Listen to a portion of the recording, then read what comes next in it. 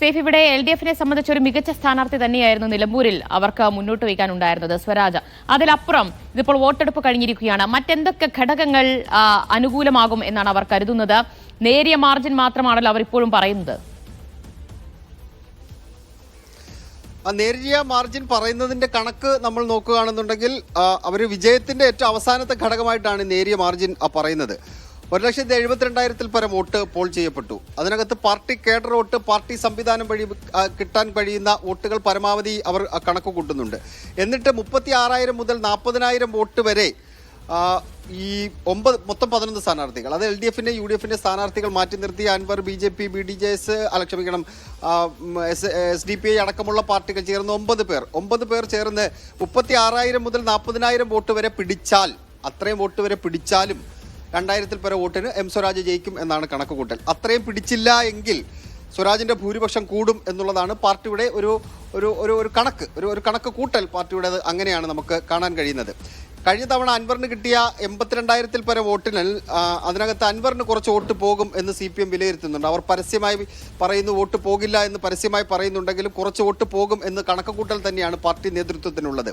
ആ വോട്ട് ഒരു ഭരണവിരുദ്ധ വികാരം, ഒരു ആന്റി ഇൻകംപൻസി വോട്ടായിട്ട് CPM വിലയിരുത്തുകയാണ്. ആന്റി ഇൻകംപൻസി വോട്ട് സാധാരണഗതിയിൽ പോകേണ്ടത്, അൻവർ ഇല്ല എന്നുണ്ടെങ്കിൽ പോകേണ്ടത് UDF-ലേക്കാണ്. അത് വലിയ തിരിച്ചടി ഉണ്ടാക്കും എന്നാണ് കരുതിയിരുന്നത്. പക്ഷേ അൻവർ മത്സരിച്ച പശ്ചാത്തലത്തിൽ ആ ആന്റി ഇൻകംപൻസി വോട്ട്, അൻവർ പറഞ്ഞ വിവാദങ്ങളുമായി ബന്ധപ്പെട്ട് ഉയർന്നു വന്ന ചർച്ചകൾ, പോലീസുമായി ബന്ധപ്പെട്ട വിഷയങ്ങൾ, സംഘപരിവാറുമായി ബന്ധപ്പെട്ട വിഷയങ്ങൾ, ഇങ്ങനെയുള്ള വിവാദ വിഷയങ്ങൾ വഴി UDF-ലേക്ക് പോകാൻ കഴിയുമായിരുന്ന വോട്ടുണ്ട്. ആ ആന്റി ഇൻകംപൻസി വോട്ട് അൻവറിൽ മാത്രം നിൽക്കുന്നത് കൊണ്ട് അതൊരു വലിയ തിരിച്ചടിയാകില്ല എന്ന് പാർട്ടി നേതൃത്വം കണക്ക് കൂട്ടുന്നുണ്ട്. ആന്റി ഇൻകംബൻസി വോട്ട് UDF-ലേക്ക് പോയിരുന്നെങ്കിൽ ഒരു പക്ഷേ വലിയ ആഘാതം ഉണ്ടാക്കിയേനെ. പക്ഷെ അതങ്ങനെ പോകുന്നില്ല എന്നാണ് പാർട്ടിയുടെ ഒരു പ്രാഥമിക വിലയിരുത്തൽ.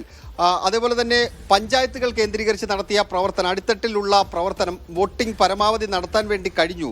പാർട്ടിയുടെ വോട്ടുകൾ, കേഡർ സ്വഭാവമുള്ള വോട്ടുകൾ അത് ബൂത്തിലെത്തിക്കാൻ കഴിഞ്ഞു എന്ന് പാർട്ടി നേതൃത്വം കണക്ക് കൂട്ടുന്നുണ്ട്. അതിനൊപ്പം സ്വരാജിന്റെ സ്ഥാനാർത്ഥിത്വം കൊണ്ട് ഗുണമായ വോട്ടുകളുണ്ട്.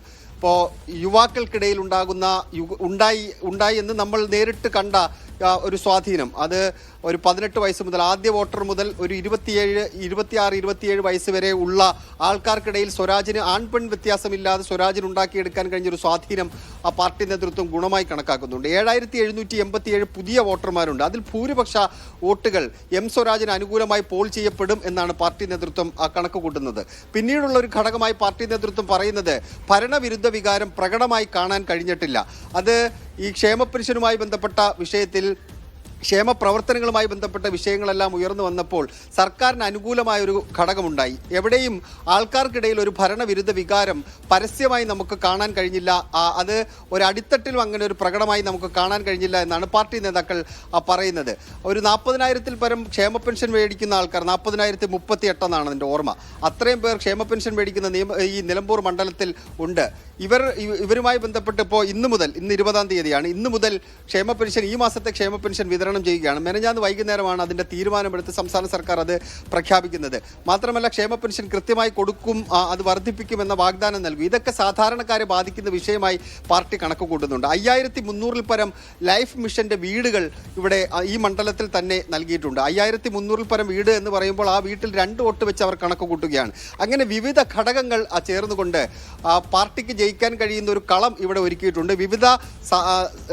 ഒരു തെരഞ്ഞെടുപ്പുമായി ബന്ധപ്പെട്ട് നോക്കുമ്പോൾ വിവിധ ഘടകങ്ങൾ ചേരുമ്പോഴാണ് ഒരു സ്ഥാനാർത്ഥിക്ക് ജയിക്കാൻ കഴിയുക. അതിനകത്ത് പല ഫാക്ടറുകളുണ്ട്. ഇപ്പോൾ ജാതിമത സമവാക്യങ്ങൾ, സാമൂഹിക പശ്ചാത്തലം, അതുപോലെ തന്നെ സ്ഥാനാർത്ഥി ആര് എന്നുള്ള ചോദ്യം, സർക്കാരിനെതിരായ വികാരമുണ്ടോ, നേതാക്കന്മാരുടെ വാക്കുകൾ, പ്രവർത്തികൾ, ഇതെല്ലാം ഒരു തെരഞ്ഞെടുപ്പിനെ സ്വാധീനിക്കുന്ന ഘടകങ്ങളാണ്. അങ്ങനെ അനുകൂലമായ വിവിധ ഘടകങ്ങൾ നിലമ്പൂർ മണ്ഡലത്തിലുണ്ടായിരുന്നു. അതിനെല്ലാം കൂടി സ്വരാജിന് അനുകൂലമായി മോൾഡ് ചെയ്തെടുക്കാൻ പാർട്ടി നേതൃത്വത്തിന് കഴിഞ്ഞു എന്ന് ഇവിടെ തെരഞ്ഞെടുപ്പിന്റെ ചുമതല ഉണ്ടായിരുന്ന നേതാക്കന്മാർ പറയുന്നുണ്ട്.